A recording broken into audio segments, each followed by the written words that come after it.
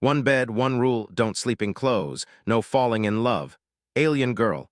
Eli Rowan did not expect his biggest problem on a deep space research station to be a bed. He had trained for 5 years to work with alien species.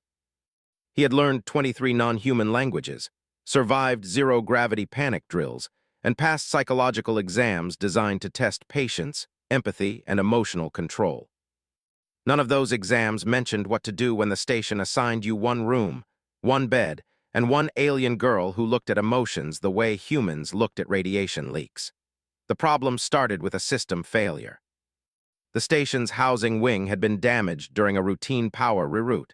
Most rooms were sealed for safety checks. Only a few living units were left usable, and assignments were made quickly, without much discussion. Eli accepted the notice on his wrist screen without thinking much of it. Temporary housing, shared unit, standard procedure during emergencies. That was before the door slid open. Valith was already inside. She stood near the far wall, perfectly still, her posture straight and careful, like someone afraid the room itself might react if she moved too fast. Her skin had a faint silver-blue tone that reflected the soft lights, and her eyes were darker than space beyond the windows. She wore the simple research uniform of her species, smooth fabric with no loose edges. Everything about her looked controlled. Her gaze shifted to the center of the room, to the bed. There was only one. Silence filled the space, heavy and uncomfortable. The station systems hummed quietly, unaware they had just created a social disaster. Eli cleared his throat. "Looks like we're sharing," he said, trying to sound calm, professional, normal. Valith turned to him slowly. Her expression did not change, but something tightened in her shoulders. "This arrangement is unacceptable." "I agree," Eli said quickly, "but it should be temporary. I'll request a reassignment." She raised a hand, palm outward. "That will not be necessary," he paused. "You're okay with it?" "No," she said, "but rules will be established." That should have been his warning. Valith stepped closer, stopping well short of him. "My species has strict guidelines regarding proximity and emotional exposure. Humans are considered high risk." Eli blinked. "High risk how?" "You bond easily," she said, "without structure, without safeguards." He almost laughed, but stopped when he saw she was completely serious. "I propose 2 rules," Valith continued. "First, we do not sleep close. Physical distance must be maintained at all rest cycles." "That sounds reasonable," Eli said. "Second," she said, eyes locking onto his, "no emotional attachment." The words felt heavier than they should have. Eli nodded slowly. "I can do that." Valith studied him, clearly expecting resistance. When none came, she seemed slightly unsettled. "Then we will coexist," she said. They spent the first cycle reorganizing the room. Eli took the floor, using spare thermal padding. Valith remained near the bed, though she positioned herself on the far edge, leaving as much space between them as possible. The distance felt measured, deliberate. When the lights dimmed, Eli lay on his back, staring at the ceiling. "So," he said carefully, "if you don't mind me asking, why are humans high risk?" Valith was silent for several seconds. "Because your emotions adapt instead of overwhelming you," she said. "Most species either suppress bonding or are consumed by it. Humans survive it." "That doesn't sound dangerous," Eli said. "It is," she replied, "because it spreads." That night, neither of them slept much. Over the following days, the routine settled in. They shared the space carefully. Eli made sure to announce his movements so he wouldn't startle her. He adjusted the room's light levels when he noticed her eyes reacted to brightness differently. He learned that her species preferred quiet not because of discomfort, but because silence helped them think clearly. Valith noticed things too. She noticed that Eli spoke gently even when tired, that he listened more than he talked, that he respected her boundaries without complaint, without resentment. Humans, according to her people's data, were emotional, impulsive, and reckless. Eli did not match those descriptions. At night they talked, always from a distance, always careful. Eli told her about Earth, about how humans looked up at the stars long before they could reach them, about loneliness and hope, and how the idea of not being alone in the universe had once been enough to drive generations forward. Valith listened, quiet and attentive. She told him about her species' fear of emotional collapse, about ancestors who bonded too deeply and lost focus, identity, purpose. Her people had survived by building rules, limits, and distance. "The rules keep us whole," she said. Eli did not argue. "Sometimes rules do that," he said. Sometimes they just keep us from finding out who we could be. That night, Valeth lay awake longer than usual. She began to notice changes, not dramatic ones, small ones. Her thoughts felt clearer. Conversations with Eli left her mind active, not drained. She found herself thinking about ideas outside her research parameters. Curiosity replaced caution more often than she liked. This was not supposed to happen. On the fifth night, the station experienced a power outage. The lights shut off. The temperature controls failed. Cold crept into the room quickly, sharp and uncomfortable. Eli sat up immediately. "Are you okay?" Valeth's breath fogged in the dim emergency glow. "My species is sensitive to low temperatures." He reached for a thermal blanket, then froze. Sharing body warmth would break Rule 1. Eli placed the blanket on the floor between them instead. "You can take this," he said, turning away to give her privacy. "I'll be fine." She hesitated. The room grew colder. Valeth made a decision she had not planned for. She moved closer, not touching, not crossing the final distance, just enough to feel the warmth through the air between them. Eli stayed still. He did not turn, he did not comment. For a long moment they sat in silence. The station power returned slowly. Lights flickered back on. Warmth returned. Valeth did not move away immediately. When she finally did, she realized something that made her chest feel tight. The bond had not started with touch, it had started with choice. And that was far more dangerous than she had ever been taught. Eli woke before the station lights shifted to morning mode. The room felt different. Nothing had moved. The bed was still where it always was. Valeth lay on her side of it, facing the far wall, her breathing slow and steady. Yet the space between them no longer felt empty. It felt aware, like something unseen had settled there quietly and refused to leave. Eli sat up slowly, careful not to disturb her. He told himself it was just exhaustion. Shared space did strange things to the mind. That was all. But when Valeth opened her eyes a moment later, she did not look surprised to see him awake. "You did not sleep well," she said. "Neither did you," Eli replied. She considered that, then sat up, keeping the familiar distance. "Station Command has released an update." He waited. "Repairs will be completed within 2 cycles," she said. "After that, shared housing will no longer be necessary." Eli nodded. "That's good news." Valeth studied his face as if looking for something hidden. "Yes, it is." The day passed more slowly than the ones before it. They returned to work, but their focus slipped. Eli misread a translation he would normally catch. Valeth stared at data longer than required, rereading lines that no longer held meaning. When they crossed paths in the corridor, they paused, exchanged polite words, then moved on. Distance, Eli thought, should feel like relief. It didn't. That night, Valeth spoke first. "I have been reviewing human emotional research." Eli glanced up from his console. "That sounds dangerous." "It is confusing," she corrected. "Humans define bonding as both strength and vulnerability. This contradiction should cause instability." "Does it?" he asked. "No," she admitted. "That is the problem." She turned toward him, eyes reflective. "My species believes emotional attachment reduces function, but my recent performance has improved." Eli said nothing. "I am more focused," she continued, "more aware. I process information faster after speaking with you." "That doesn't sound like damage," he said gently. Valeth looked away. "It contradicts everything I was taught." The following cycle, Station Command sent a message directly to her console. Her people had noticed the delay in reassignment. They requested immediate transfer. Valeth read the message 3 times. When she told Eli, she expected relief in his voice. Agreement. Support. Instead, he said, "What do you want to do?" The question unsettled her. "I am not supposed to want," she said. "I am supposed to comply." Eli leaned back. "Humans do a lot of damage by confusing those 2 things." She studied him. "You are not asking me to stay." "No," he said. "That wouldn't be fair." That night, the distance between the bed and the floor felt wider than ever. Valeth lay awake, thoughts racing. She reviewed data, memories, conversations. She examined her own mind like a scientist facing unexpected results. The bond, if that was what it was, had not erased her identity. It had sharpened it. Her people were wrong, or incomplete. On the final night before reassignment, the station lights dimmed earlier than usual. Maintenance cycles hummed softly. Outside the window, stars drifted in silence. Valeth spoke into the quiet. "The rules failed." Eli did not respond immediately. "Which ones?" "All of them," she said. "We did not sleep close, we did not touch, and yet," he echoed.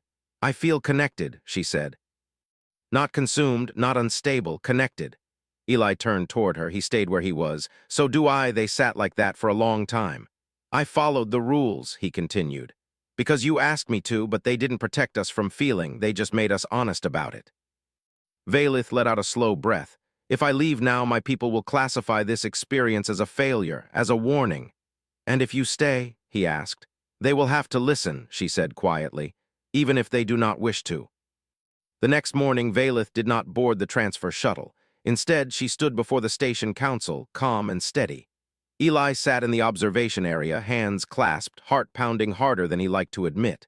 Valith presented her findings clearly. No emotion.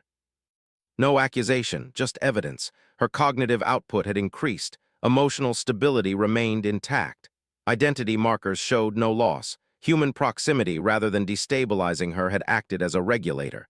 Humans bond, she said, but they do not disappear within it. They adapt, they expand.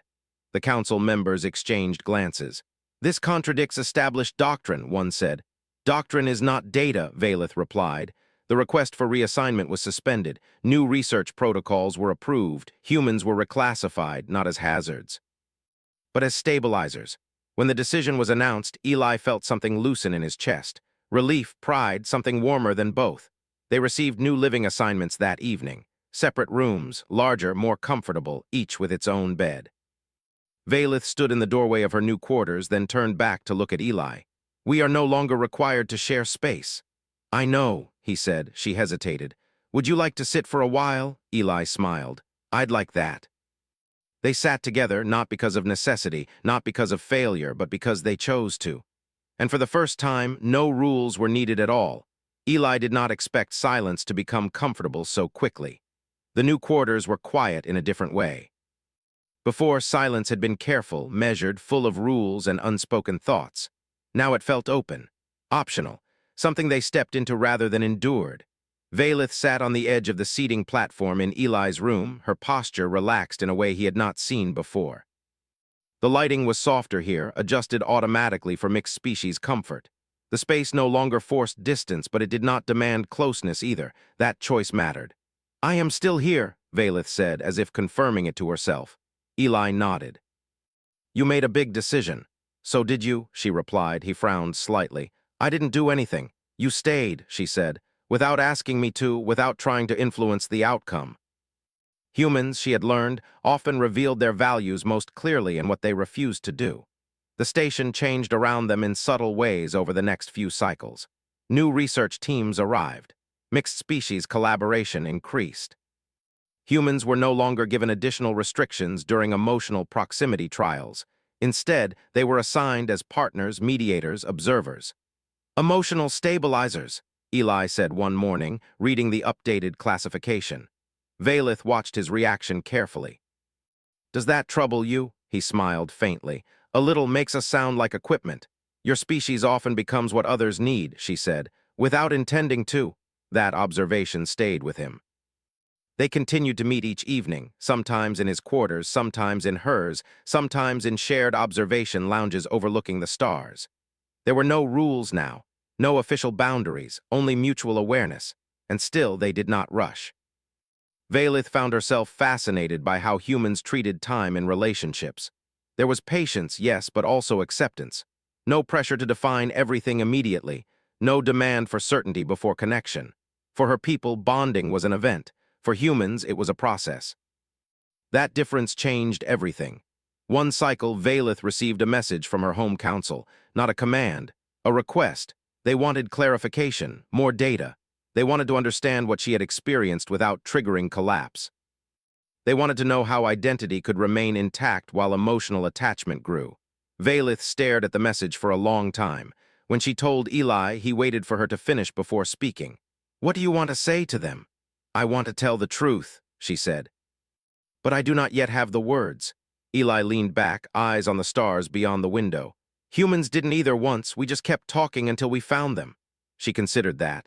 They worked together on the response, not as scientist and subject, not as human and alien, but as two people trying to explain something larger than either of them. They wrote about trust, about choice, about how closeness did not erase individuality but revealed it. how emotional connection could exist without ownership, how humans survived feeling deeply because they allowed feelings to change them without defining them completely. Valith added her own perspective. She described the fear her species carried, how it had once been necessary, how it had become a cage without anyone noticing. When the message was sent, neither of them knew what the response would be. They did not rush to fill the waiting time. Instead, they lived. They shared meals, stories, silence. Eli showed her old Earth music, soft and imperfect. Valith introduced him to visual thought patterns her species used to process complex ideas. They laughed when translations failed. They paused when words became unnecessary. The bond grew, not loudly, not dramatically, but steadily. One evening, as they sat closer than usual, Valith spoke softly. "I once believed love was a loss of self." Eli did not interrupt. "Now," she continued, "I believe it is a shared expansion." He met her eyes. "That's one of the better definitions I've heard." She hesitated, then reached out, not touching, just close enough that he felt the warmth of her presence. "Is this acceptable?" she asked. Eli smiled. "Only if you want it to be." She did. The reply from her council arrived days later. They did not demand her return. They asked questions, more questions than she had ever seen. The fear was still there, but curiosity had begun to replace it. Change, Valith realized, did not start with agreement. It started with listening. The station director later informed them that a long-term joint research initiative had been approved. Valith would remain. Eli would continue his work. Their collaboration would be formally recognized. Neither of them reacted immediately. After the director left, Eli laughed softly. "So this is what success looks like." Valith smiled, a gesture she had learned from him. "It appears so." That night, for the first time, they shared a bed, not out of necessity, not because of failure, but because they chose closeness without fear. They did not rush. They did not cross boundaries unspoken. They lay side by side, learning the quiet rhythm of shared space without rules pressing down on them. Valith did not feel lost. Eli did not feel overwhelmed. They felt present. In the days that followed, other species began to ask for human partners. Not because humans were perfect, but because they were adaptable. Because they could care deeply without breaking. Because they could sit with uncertainty and not run from it. Humanity did not dominate the station. It softened it. And in that quiet change, something remarkable happened. The galaxy became a little less afraid of connection. Valith often thought back to the first night. One bed, two rules, so much fear. Now there were no rules. Only understanding. Eli noticed the change before anyone announced it. The station felt warmer, not in temperature but in tone. Conversations lasted longer. Shared spaces were used more often. Species that once kept careful distance now paused, observed, and sometimes stayed. Humanity's quiet influence had not spread like a rule or policy. It spread like a habit. Valith noticed it too. She walked beside Eli through the central corridor, her steps no longer measured by fear of proximity. She matched his pace easily now. Where she once tracked distance instinctively, now she tracked comfort. "It is strange," she said. "My people believed connection would weaken us. And instead," Eli asked, "it made us curious again." They stopped at the observation window. Stars drifted past, slow and endless. Valith placed her hand on the glass, a gesture she had copied from humans after learning it meant reflection, not ownership. Messages from her homeworld arrived more often now. They were no longer cautious. They were eager. Requests for human partnership trials. Invitations for cultural exchange. Questions about trust building without hierarchy. Valith answered each one carefully. She did not exaggerate. She did not protect humans from flaws. She explained them honestly. "Humans feel deeply," she wrote. "They fail often. But they recover together. That is their strength." Eli read her drafts sometimes, offering suggestions only when asked. He had learned that support did not mean control. Valith had learned that independence did not mean isolation. Their bond grew stronger not because they clung to it, but because they allowed space inside it. One cycle, the station hosted a multi-species forum. Representatives gathered in the largest hall, seated in loose circles instead of rigid rows. It was an experiment suggested by a human sociologist. Valith stood to speak. She did not present charts this time. She told a story. She spoke of fear mistaken for wisdom, of rules built to survive danger that had long passed, of discovering that connection when chosen freely did not erase identity but sharpened it. She did not mention Eli by name, but when she finished, many eyes turned toward him anyway. After the forum, a delegation approached. They asked questions about humans. Not about technology, about patience, about how humans stayed present during discomfort, how they allowed others to change without demanding it. Eli answered honestly, "We don't always succeed, we just keep trying." That answer surprised them more than anything else. Later that night, Eli and Valeth sat together in her quarters. The lights were low. The room felt lived in now, softened by shared time. "I think my people are changing," Valeth said quietly. "Slowly." "That's usually how real change happens," Eli replied. She turned to him. "You are aware that this began with you sleeping on the floor," he smiled. "I've had worse starts." She laughed, a sound that once would have startled her. The laughter faded into silence, comfortable and easy. Valeth leaned her head against his shoulder. It was still a choice. Always a choice. Months passed. The station became a model for interspecies cooperation. New protocols were written not as restrictions, but as guidelines for consent, communication, and emotional safety. Humans helped design them, not as leaders, but as listeners. Valeth took on a new role, not just researcher, translator, not of language, but of experience. She helped other species understand what humans offered without fear. She also helped humans understand when to slow down, when to step back, when presence mattered more than action.